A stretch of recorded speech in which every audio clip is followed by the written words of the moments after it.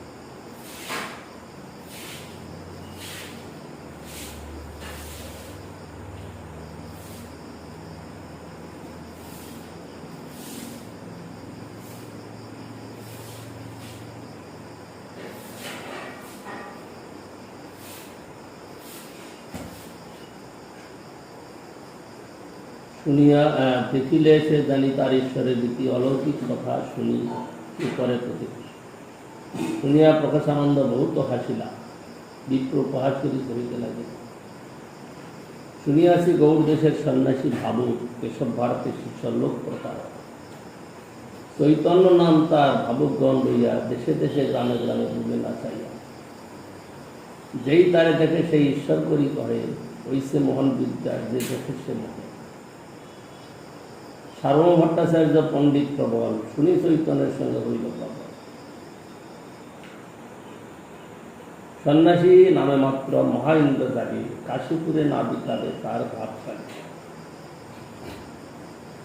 বেদান্ত শ্রবণ করে না যায় তার পাশ উচ্ছৃঙ্খল লোক সঙ্গে দুই লোক নাশ।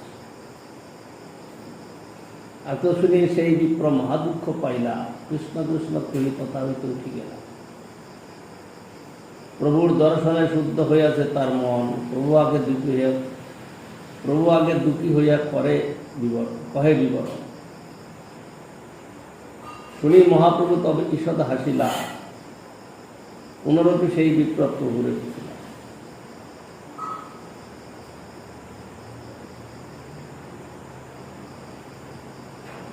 তার আগে যবে আমি তোমার নাম লইল সেও তোমার নাম জানে আপনি কহিল, তোমার দোষ কহিতে পরে নামের উচ্চার, চৈতন্য চৈতন্য করি কয় 3 বার। 3 বারে কৃষ্ণ নাম না এলো তার মুখে, অবজ্ঞাতে নাম লয় শুনি পাই মুখে। ইহার কারণ মরে কহ কৃপা করি, তোমা দেখি মুখ মোর বলে কৃষ্ণ হরি। প্রভু কহে মায়াবাদী কৃষ্ণ অপরাধী, ব্রহ্মাত্মা চৈতন্য কহে নিরবধি। অতএব তার মুখে না এসে কৃষ্ণ নাম, কৃষ্ণ নাম কৃষ্ণ স্বরূপ 2 তো সমান। নাম বিগ্রহ স্বরূপ 3 একরূপ, 3 ভেদ নাই 3 চিদানন্দ। দেহদেহীর নাম নামের কৃষ্ণ নাহি ভেদ, জীবের ধর্ম নাম দেহ স্বরূপে বিভেদ।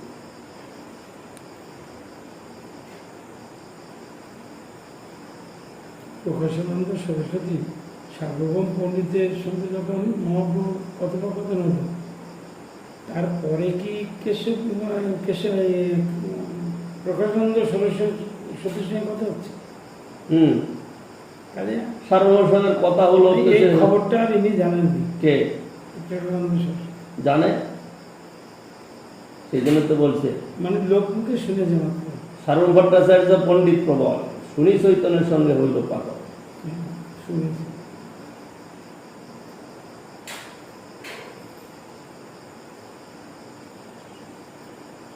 এর মধ্যে 6 বৎসরের কথা। মহাপ্রভু গেলেন পুরী, পুরীর ধাম থেকে 2 বৎসর ঘুরে আসলেন দক্ষিণ ভারত। দক্ষিণ ভারত ঘুরে এসে আসলেন বঙ্গদেশে, এখানে 2 বৎসরের মতো। তারপরে গেলেন বৃন্দাবন, মানে মহাপুরুষ সন্ন্যাসের 4-5 বছর পরে কথা। এই সার্বভৌম ভট্টাচার্য তো 4-5 বছর আগেই তিনি মহাপ্রভুর কৃপা লাভ করলেন। 2 দিকে 2 স্তম্ভ ছিল, একটা হচ্ছে সার্বভৌম পণ্ডিত আর বেনারসে ছিল প্রকাশানন্দ সরস্বতী। তার একটা পড়ে গেল আর একটা আছে।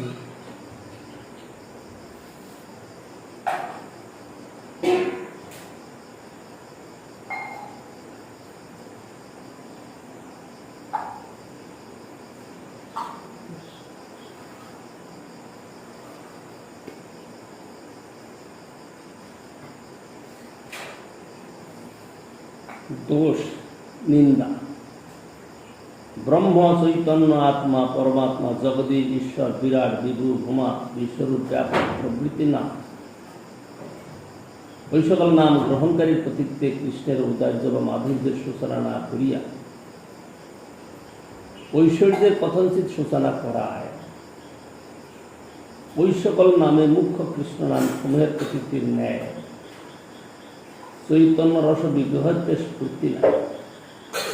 সুতরাং মায়াবাদী বা প্রকৃতির উপাসক চরমে তত্ত্ববস্তু নির্বিশেষত্ব বা চিৎবিলাস রাহিত্য ধারণা করে বলিয়া, অর্থাৎ তত্ত্ববস্তুর চিন্ময় নাম রূপ লীলা ও পরিকর বৈশিষ্ট্যের অদ্বয় জ্ঞানত্বে অবিশ্বাস ও সংশয় পোষণ করায় এবং ভগবান কৃষ্ণের মুখ্য নাম সমূহকে একমাত্র সাধ্য সাধন বলে শ্রদ্ধা না করা মহাপরাধ। তাহাদের মুখে কোনো পরমার্থ কথা শ্রবণ, কোনো নিত্যচরণ মঙ্গল কল্যাণার্থীরই কর্তব্য নহে।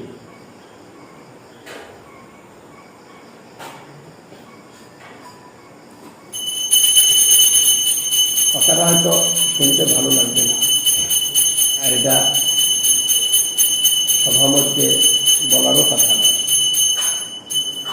আমাদের গুরুবর্গ তারা বহু লোকের কাছে কথা শুনতে মানা করে দিয়েছে। বৈষ্ণব হল, গৌরীয় বৈষ্ণব হল, প্রভুপদের কম হল, কেন বলো তো দেখি? আমি যে কথাটা বললাম এটা শুনেছো কোনোদিন? গুরুদেবের কাছে শুনেছি। তাইলে কেন এটা কেন বলেছেন বলো তো দেখি? গুরুদেব বলেছিলেন যে 16 বৎসরের বাদে বাইরে গ্রন্থ পড়বে না, আর যার তার কাছে কথা শুনবে। এক এক মঠের সাধন ভজন প্রণালী তারা নিজের নিজের আলাদা আলাদা করে নিয়েছে। তাদের কাছে গেলে পরে নিশ্চয়ই তারা নিন্দা করে। আর একটা প্রতিষ্ঠাপন আমাদের এই গৌরাঙ্গ দাস, এ তো সব ঘাটের জল খেয়ে নিয়েছে, বহু ঘাটের জল খেয়ে যেত, কোথাও ছাড়ে নাই। সে এখন তাদের নিন্দা করে। তাদের জল খেতে গেলে কেন আবার নিন্দা করা? এই বলছে একবার ইয়ে ওই যে কি মহারাজ রাধাকুঞ্জ, ওখানেও তখন পূজা করতো নাকি কিছুদিন। ভক্তিবিনোদ ঠাকুরের কোনো উৎসব হচ্ছে, এখান থেকে মাইকে বলছে এই এই দেখো পুজো কর।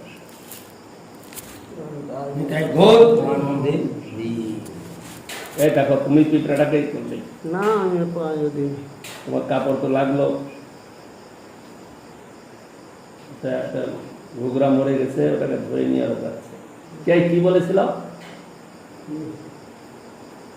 তুমি বললে যারা বক্তৃতা করছে কলিযুগ, এইবার বলবে ভক্তিবিনোদ ঠাকুরের হ্যাঁ কি বলছিল? ভক্তিবিনোদ ঠাকুরের ইয়েতে সব তখন এখানে এক জায়গায় সব অনুষ্ঠান হতো ভক্তিবিনোদ ঠাকুরের, তখন একদম জলে ফেলে দিও না, শুকনায় রাখো, পিঁপড়াগুলো ওদের কাজে লাগাবে। ওই গৌড়িয়া মিশন হলির খুব পুরো পরম যদি চাও এই টিটকারে। কারা করবে? তখন আমি রাধা কে করে জানি, আমি তখন রাধা কুণ্ডের মধ্যে পূজা করি। রাধা কুণ্ড না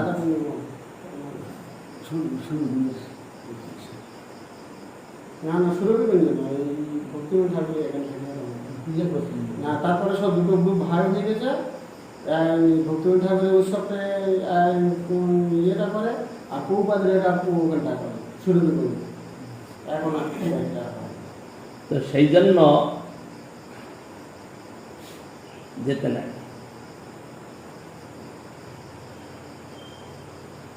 কোনো সুবিধা নেওয়ার জন্য যেতে নাই। জমি জায়গায় যেতে হবে, ফিরতে হবে প্রত্যেকদিন, সেখানে রেস্ট নেওয়া দরকার। মানে সেখানে মঠ আছে, তো ওখানে থাকলে পরে সুবিধা হবে যাতায়াতে, প্রসাদ পাওয়া, তাতে অসুবিধা। এখন বলতে গেলে অতিরিক্ত হয়ে যায়। আমি যে গেলাম ইয়েতে কি বলে চেন্নাইতে, মাদ্রাজে মঠ আছে, প্রভুপাদের সময়কারী মঠ। চৈতন্য মঠের ব্রাহ্মণ আমি সকালবেলায় কীর্তন করি, ওদের যা অনুষ্ঠান হয়ে যায়, তারপর আমি বসি। আমাদের যে কীর্তনগুলা প্রথম থেকে নিয়ে আগের থেকে সব কীর্তন আমি করতাম, যে কদিন থাকতাম। ওরা লক্ষ্য করে কি কীর্তন গাইছে, ওরা তো গায় না, ওরা ধরতেও পারছে না। ওরা বিশেষ করে লক্ষ্য করে যে আমরা কোনো নতুন কীর্তন গাইছি না। বাঙালি না তো, না বাঙালি, সবই বাঙালি, সবই তো বাঙালি, কিন্তু ওরা লক্ষ্য করছে যে আমি কি কীর্তন গাই, আমাদের নিজেদের রচনা গাই না কার গাই। একজন কাছে এসে বসেই গেল, একদম সেবক। আপনি কি কীর্তন গাইছেন? কেন? ভক্তিবিনোদ ঠাকুরের। এই হল কীর্তি। এই আমাদের অর্চন নিয়ে বিশাল সমালোচনা করে।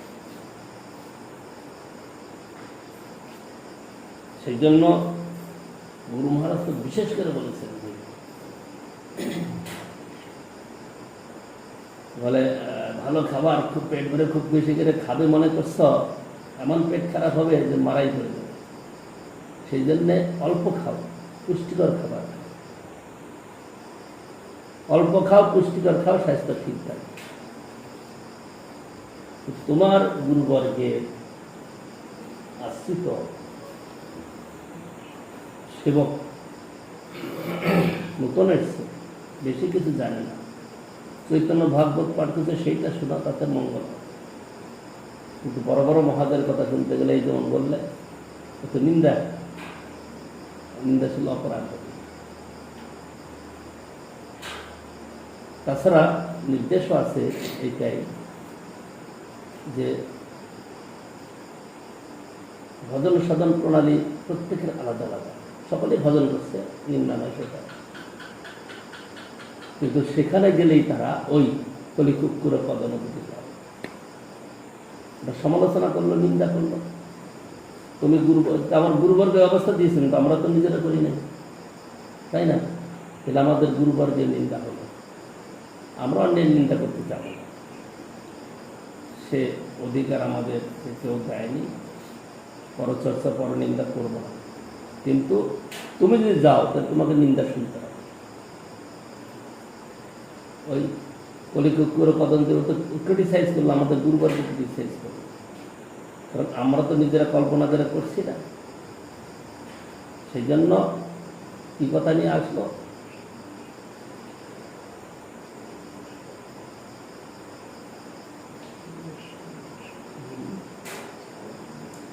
ওই সারণ ভট্টাচার্যের কথা নেই।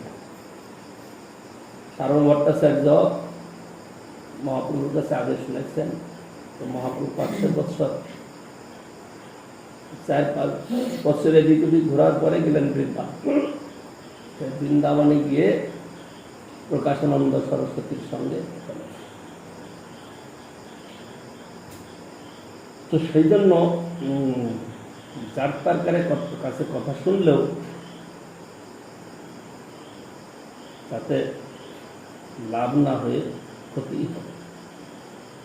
আমি পড়েছিলাম, তাই বলছি, আমি পড়েছিলাম কি করে সার্বভৌম পণ্ডিতের সঙ্গে যখন মহাপ্রভু কথোপকথন হয়েছিল, তারপর দক্ষিণ ভারতে মহাপ্রভু গেলেন, রামানন্দের সঙ্গে মিলন হলো। তার পরবর্তীতে প্রকাশানন্দের সঙ্গে যে কথাটা হলো, পরবর্তীতে মহাপ্রভু মায়াবাদ খণ্ডন করলেন না, সেই কারণে তো পরে হয়েছে। এখানে এই কথাটা বাদ করব।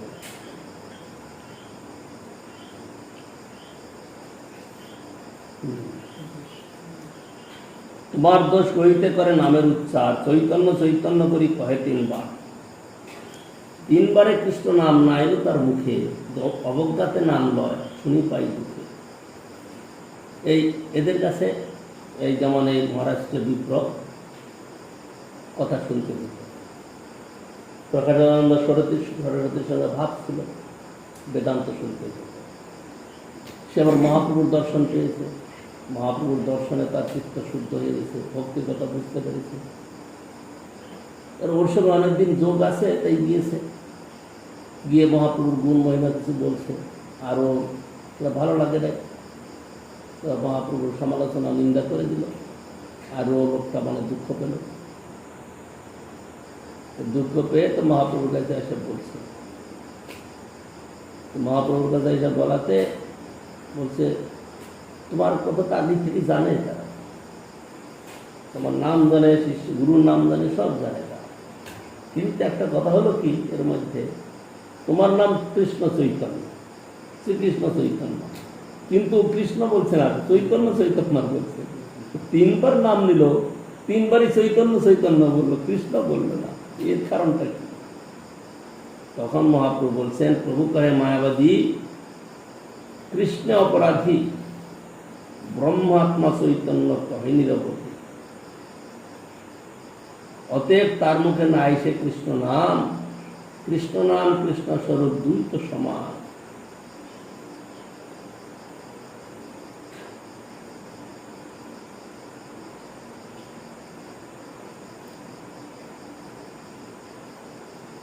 নাম বিগ্রহ স্বরূপ 3 একরূপ, 3 ভেদ নাই, 3 চিদানন্দ রূপ। এটা বুঝতে পারবে, অনুভব হবে, সে অনুভব করে নিল, তোমার হবে অনুভব। নাম বিগ্রহ স্বরূপ, 3 ভেদ নাই, 3 এক রূপ হবে। ভগবানের শ্রী বিগ্রহ নাম এবং স্বরূপ তিনটে একই বস্তু, এর আলাদা কোনো দিক কম নেই। কিন্তু মুখে বলা, আমরা বই পড়লাম, শুনলাম, বললাম যে নাম বিগ্রহ স্বরূপ তিন একরূপ, তিনে ভেদ নাই, তিন চিদানন্দ। নামকে তো সেরকম স্বরূপই দেখা হয়। নাম যখন করায় তখন তো ওই রকম আদরে বা ওই রকম দর্শনের উপরে করা হয়। আমরা নবদ্বীপ ধামে আছি, তাই না? গৌর কিশোর দাস বাবাজি মহারাজ বলছে যে নবদ্বীপ ধামের একটা ধূলিকণার সঙ্গে অনন্ত বিশ্ব ব্রহ্মাণ্ডের যত ধন সম্পদ যা কিছু আছে একটা ধূলিকণার সঙ্গে তুলনা হবে না। আমরা তো এখানে মাটি কুবিয়ে কত কিছু করে দিচ্ছি, কত ধুলা এসে গায়ে লাগছে, কি অনুভব হচ্ছে? সেই কথাটা বলা হচ্ছে। বিধান না হলে নাম বিগ্রহ স্বরূপ তিন একরূপ। এই অনুভবটা হওয়ার জন্যই আমাদের চেষ্টা চলছে। আমরা যত চেষ্টা করছি, যা কিছু করছি, সব এই তিনটার অনুভব হওয়ার জন্য। এই তিনটে একই। আমরা নামের সঙ্গে নামের এক বুঝতে পারি না, এটা কল্পনা করলে হবে না। এক আমরা বুঝে নিয়েছি, কখনো কি সম্ভব? কৃষ্ণ নাম করছে কৃষ্ণ স্বয়ং, এটিকে আমাদের অনুভব হবে? অত সস্তা বললেই হবে নাকি?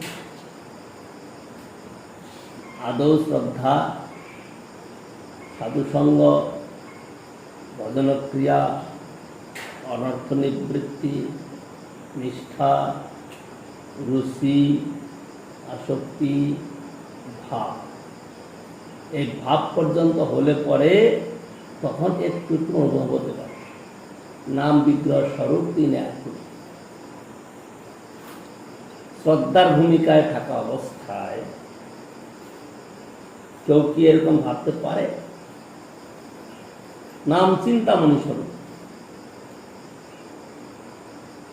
কৃষ্ণ চৈতন্য স্বরূপ, রসবিগ্রহ স্বরূপ, তাকে আমাদের হবে? হবে না। নাম পূর্ণ, শুদ্ধ, নিত্য, মুক্ত, অভিন্ন, এতগুলো বিশেষণ নামের মধ্যে রয়েছে। অভিন্ন মানে নাম নামই অভিন্ন। নামই মানে ভগবান, নাম মানে তার নাম। তো আমরা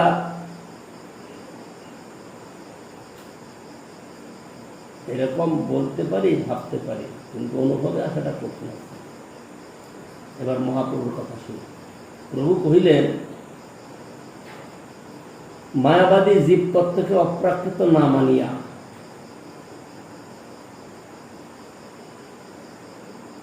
এখানে একটা ভালো কথা বলি, জীব তত্ত্বটা প্রাকৃত নয়, অপ্রাকৃত। কি করে?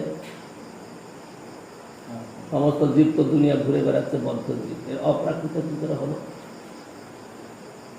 ভক্তিবিনোদ ঠাকুর ব্যাখ্যা করছেন এটা। মায়াবাদী জীব তত্ত্বকে অপ্রাকৃত না মানিয়া মায়াচ্ছন্ন ব্রহ্মখণ্ডকে জীব বলিয়া স্থির করে।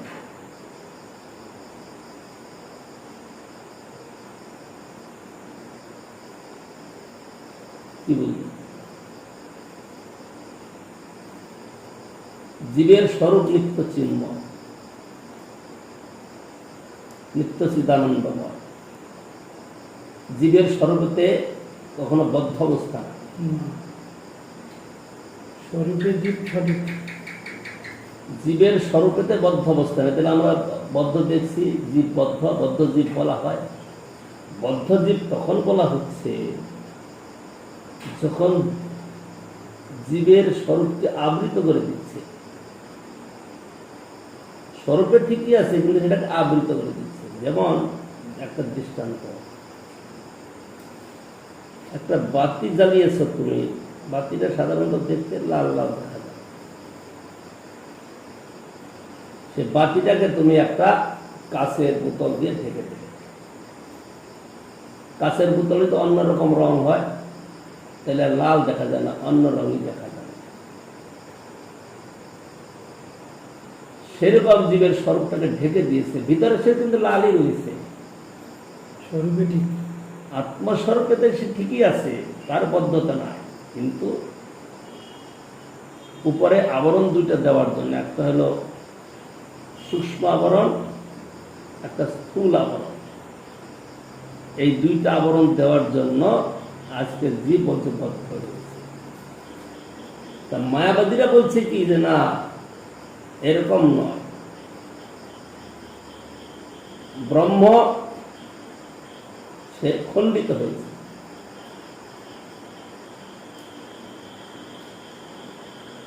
ব্রহ্ম খণ্ডিত কি করে হয়েছে? যেমন কি বলে, কি করে দৃষ্টান্ত দেওয়া যায়?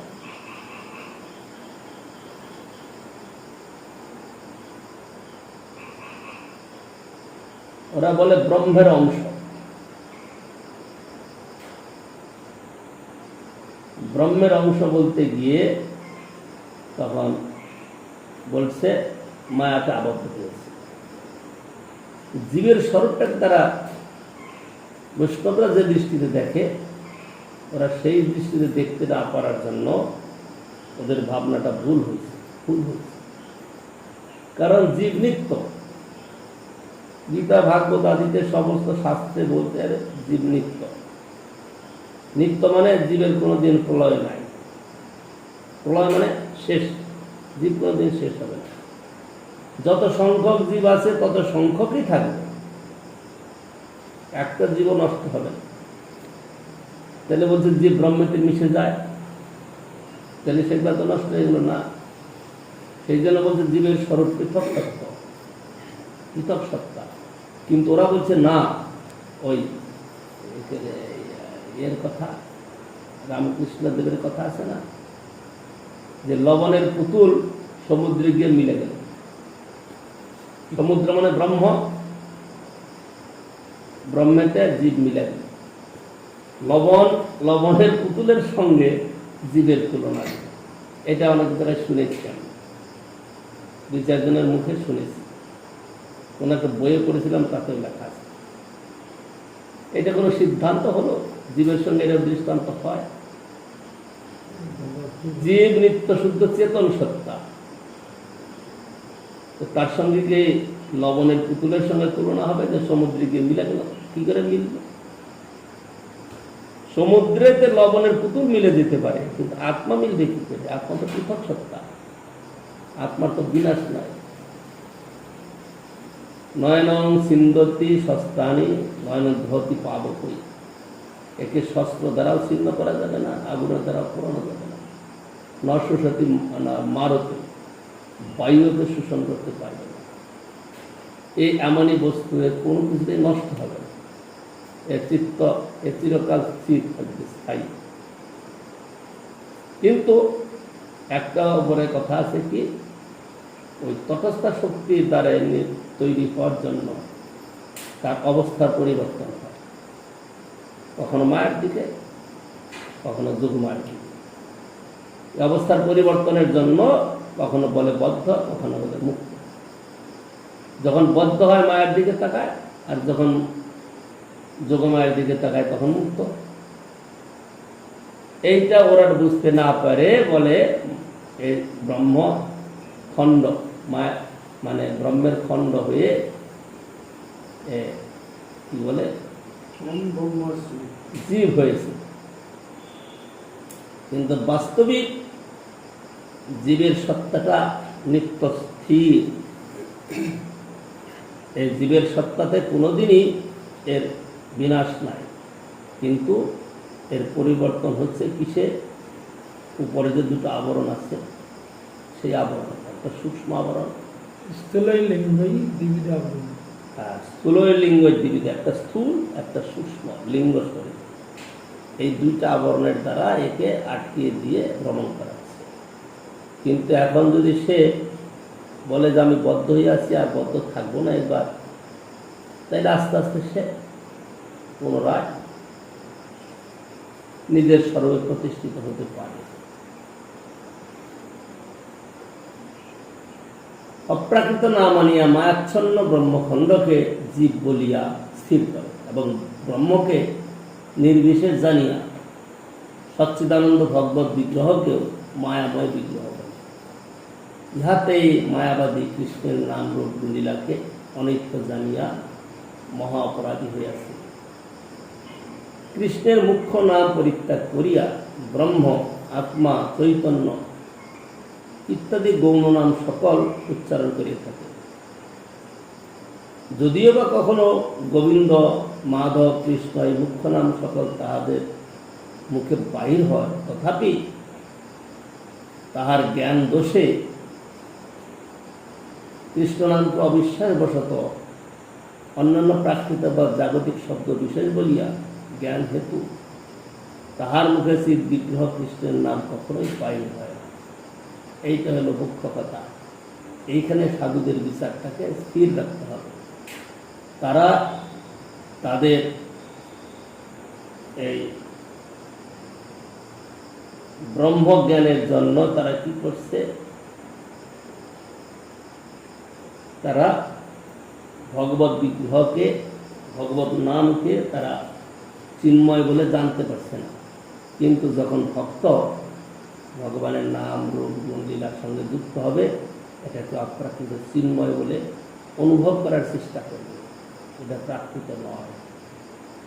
আমরা ভগবানের নাম নেই, শব্দমাত্র না, নামের সঙ্গে নামীর যোগ আছে, তার স্বরূপের যোগ আছে।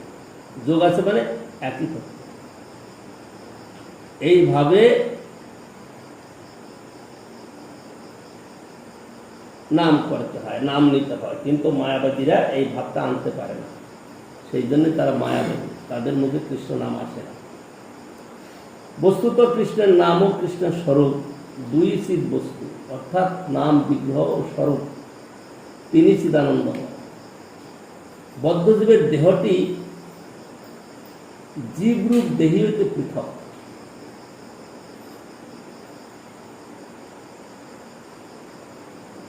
বদ্ধজীবের দেহটি দেহের থেকে আলাদা। দেহ আর দেহী, দেহ মানে কি? দেহ মানে বডি, পঞ্চভূত শরীর, আর দেহী মানে আত্মা। দেহী মানে আত্মা। তো জীবের দেহী আর দেহতে ভেদ আছে, কিন্তু কৃষ্ণের দেহ দেহীতে ভেদ নাই। কারণ কৃষ্ণের যতটাই শরীর সবটাই আত্মা স্বরূপ। আমাদের যেমন সূক্ষ্ম আত্মা ভিতরে কাজ করছে বলে এটা চেতন, কৃষ্ণের সম্পূর্ণই চেতন। আমাদের যেমন সূক্ষ্ম আত্মাটা চেতন, সেই চেতনটা যেখানে থাকে পরিপূর্ণ করে রাখে, কিন্তু কৃষ্ণের যে শরীরটা সম্পূর্ণই চেতন। কৃষ্ণের শরীরেতে কোনো অচেতন বস্তু নাই। কৃষ্ণের শরীরটা সম্পূর্ণই চেতন সত্তা, চিন্ময় বলে। কিন্তু বদ্ধ জীবের বা জীবের চিন্ময়ত্ব কোথায়?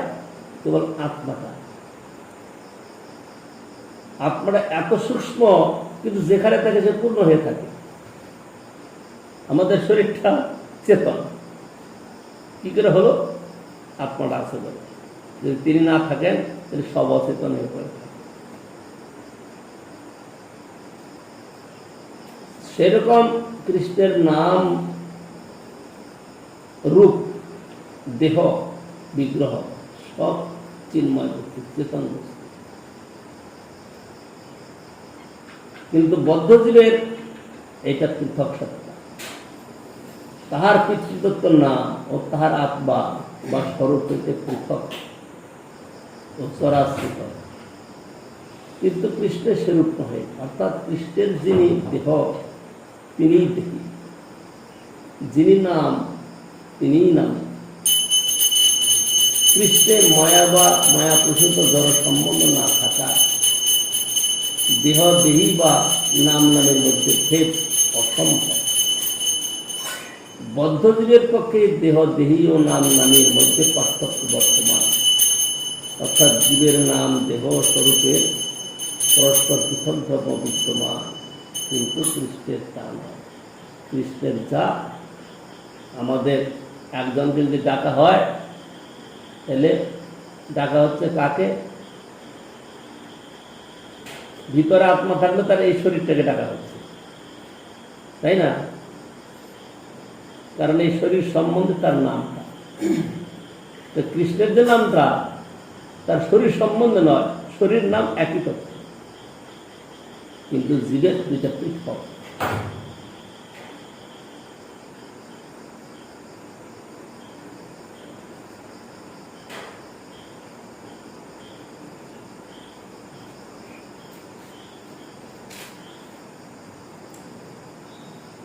নাম চিন্তামণি কৃষ্ণ চৈতন্য রস বিগ্রহ পূর্ণ শুদ্ধ নিত্য মুক্ত অভিন্ন তৎ নাম নামী। অতএব কৃষ্ণের নাম দেহ বিলাস, প্রাকৃতিন্দ্রিয় গ্রাহ্য নহে, হয় স্বপ্রকাশ।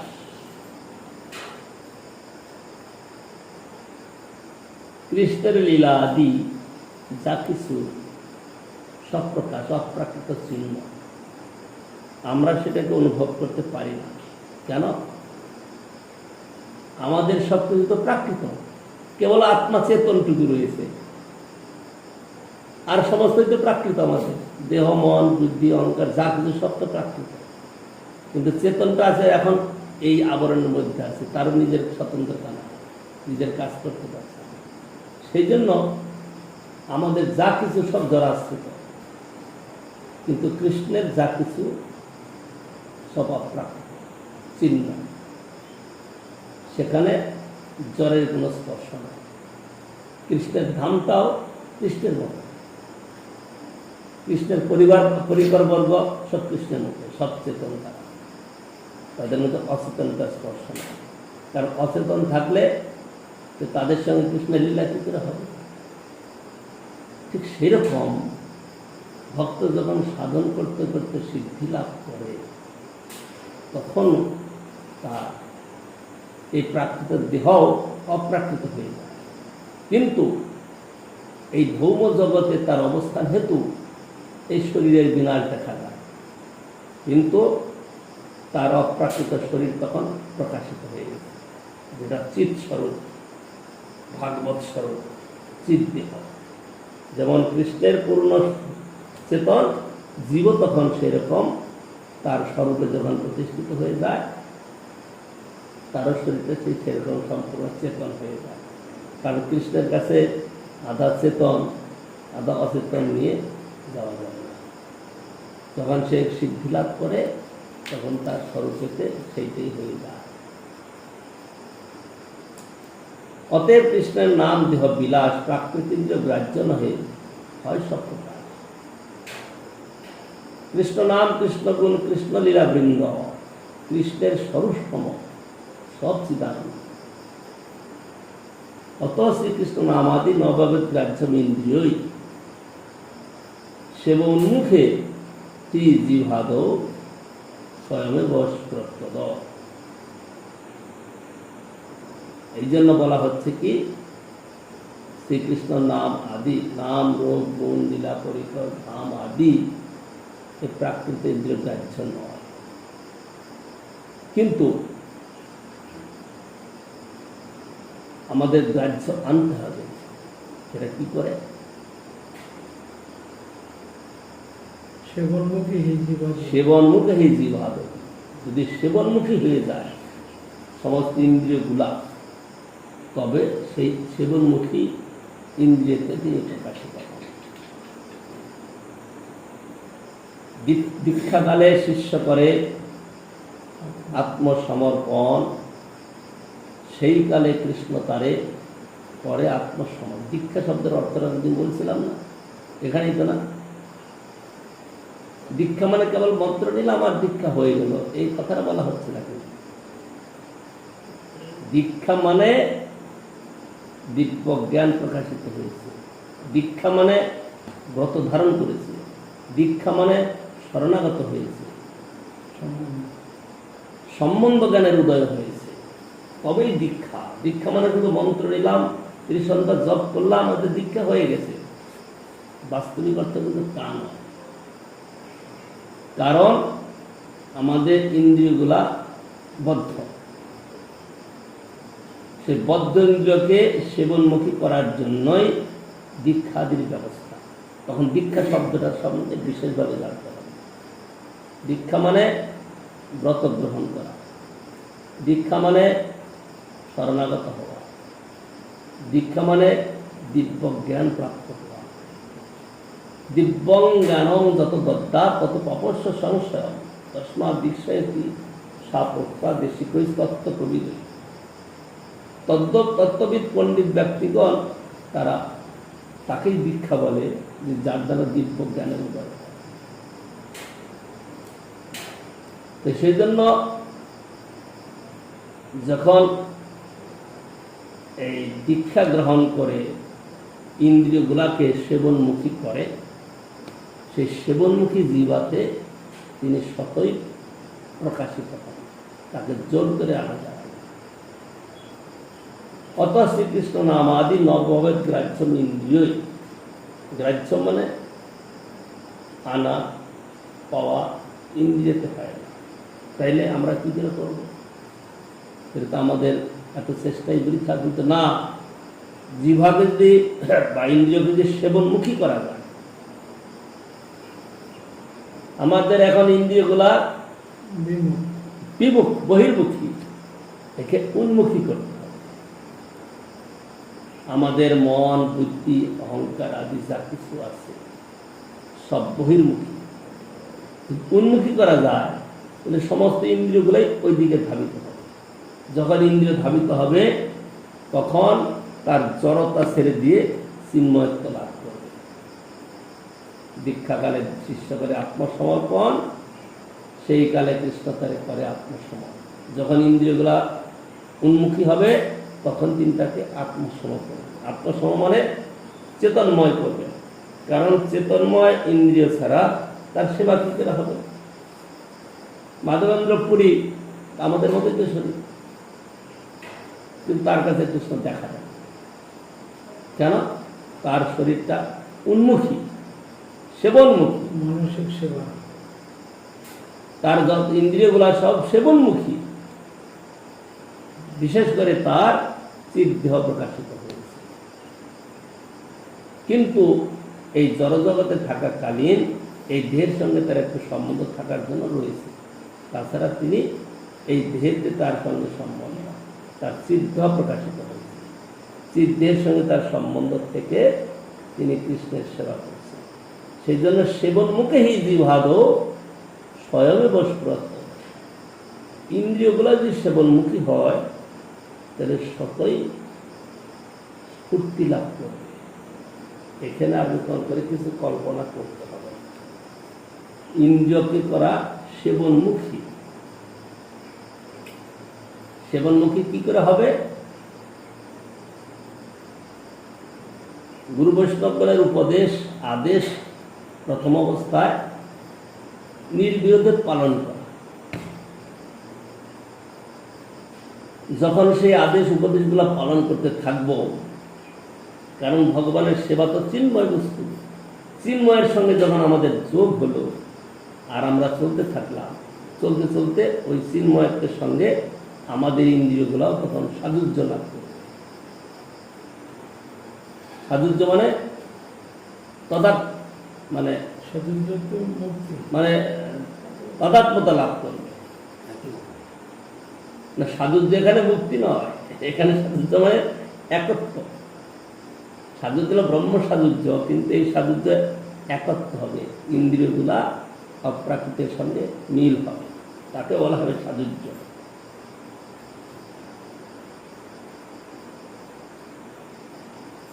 ঠিক এইভাবে যখন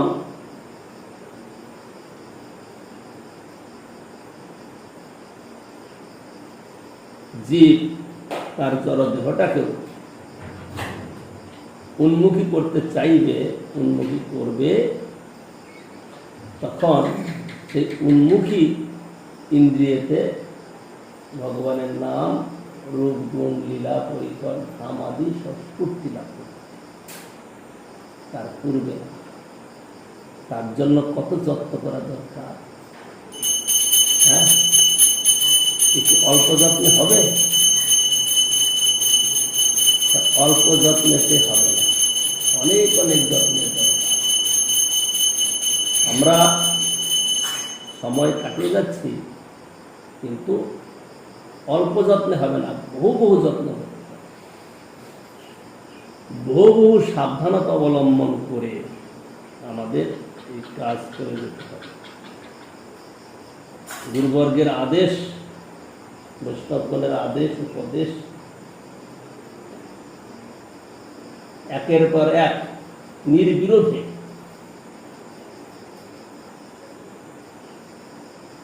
মনে মনেও কখনো ভাবা যাবে না এত সবসময় একটা না কিছু বলতেই থাকে, এইটা করো ওইটা করো, এরকমও ভাবনা করা যাবে না। সম্বন্ধ হয়ে গেলে তো বলাও লাগবে না। হ্যাঁ, সম্বন্ধ পুরোপুরি হলে তো তার কিছু বলাও লাগবে না, তো অটোমেটিক সম্বন্ধ হবে কেন? সম্বন্ধ কেন হবে? সম্বন্ধ হয়ে গেলে তখন অটোমেটিক করবে। সম্বন্ধ হয়ে গেলে তো করবে, কিন্তু সম্বন্ধ হবে কেন? যতক্ষণ পর্যন্ত বুঝতে জীব দীক্ষার তাৎপর্য বুঝে না, নামের তাৎপর্য বুঝে না, ততক্ষণ তার সম্বন্ধ কেন হবে? যখন সম্বন্ধ জ্ঞান হবে তখন তাকে অধিক কিছু বলতে হবে না, নিজের চেষ্টাতেই তখন বুঝবার চেষ্টা করবে, কারণ তখন তার সেবা ইন্দ্রিয়গুলা উন্মুখী হবে। ইন্দ্রিয়গুলা যখন উন্মুখী হবে তখন স্বতই সে করতে চাইবে, কারণ ইন্দ্রিয়গুলোকে বসিয়ে রেখে সময় নষ্ট করবে না।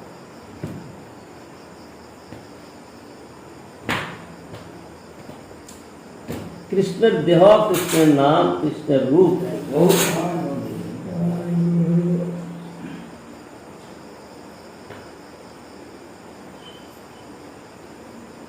কৃষ্ণের দেহ, কৃষ্ণের নাম, কৃষ্ণের রূপ,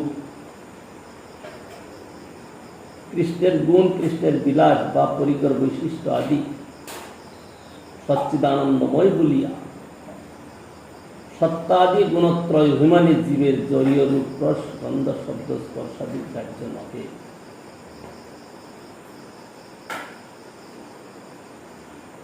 কৃষ্ণের যা কিছু সত্য অপ্রাকৃত চিন্ময় সত্তা, সচ্চিদানন্দময়, কিন্তু জীবের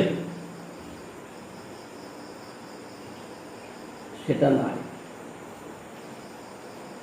ওটা বিশুদ্ধ সত্য, সত্য নয়, সত্য গুণ হলেও হবে না, বিশুদ্ধ সত্য। কিন্তু জীব তিন গুণের অধীন হয়ে বদ্ধ আছে। তিন গুণটা কি? সত্য রজ তম তিন গুণের অধীন হয়ে মায়ের দ্বারা চালিত হয়েছে।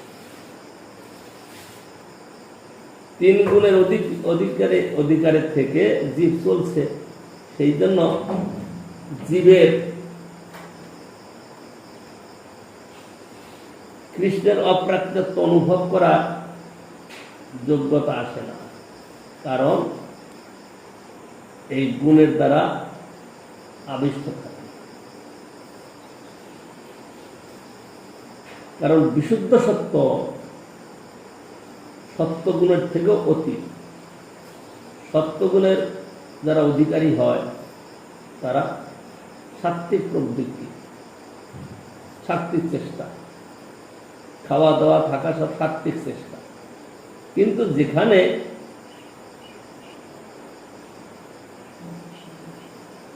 চিৎবিলাসের সঙ্গে যুক্ত, সেখানে সাত্ত্বিক বা অসাত্ত্বিকের কথা আসছে, কিন্তু এটাও তো আসবে না। সেখানে ওসব নাই তো, নিত্য শাশ্বত সনাতন, সেখানে আসবে কি করে? কিন্তু জীব যতক্ষণ বদ্ধ অবস্থায় রয়েছে তার এই গুণের সঙ্গে সম্বন্ধ রয়েছে।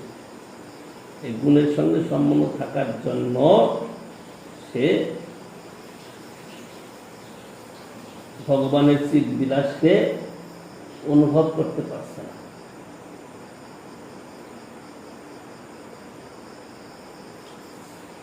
অর্থাৎ জীবের ফলভোগ প্রবণ, ইন্দ্রিয়ের ভোগ্য বস্তু নহে, সমস্তই শতপ্রকাশ বস্তু, নিত্য চিন্ময় আনন্দময়। গুণ অন্তর্গত জড়বস্তুর নাম রূপ গুণ ও ক্রিয়ার মধ্যে পরস্পর জড়ীয় পার্থক্য আছে, একত্র নাই। কিন্তু অদক্ষদ কৃষ্ণের তাদের ভেদ নাই। কৃষ্ণের যা কিছু সব একই অপ্রাকৃত চিহ্ন।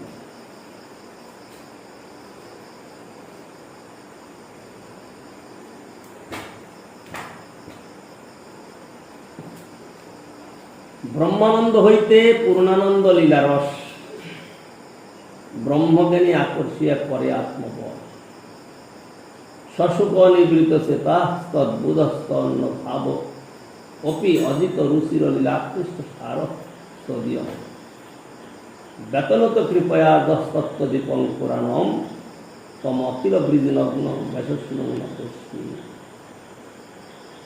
তিনি এরকম ব্রহ্মসূর্যে মগ্ন ছিলেন, কিন্তু কৃষ্ণ লীলা কথা শ্রবণ করে ব্রহ্মসূর থেকে তিনি লীলা মাধুর্যে চলে আসলেন।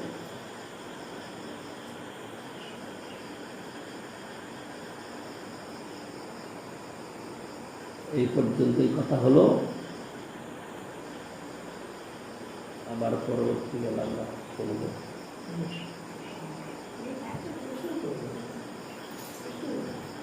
আপনার তো কোনো সাইজের চেঞ্জ হয় না, আপনাদের একই থাকে না। হাতের মতো শরীরের মধ্যে ছোট্টই আপনার আছে, আমাদের শরীর ওই একই সাইজের আপনার, আবার মশার শরীর ওই একই আছে। 84 লক্ষ যে আমি জন্য বলছি একই রকম মানুষ, এটা মশাদের চালনা করছে, একই আপনার সাথে ভাতি থেকে চালনা ওই তো চেতন বস্তু, আপনার বাড়িতে চেতন বস্তু। হরে কৃষ্ণ হরে কৃষ্ণ কৃষ্ণ কৃষ্ণ হরে হরে রাম হরে রাম রাম হরে হরে কৃষ্ণ হরে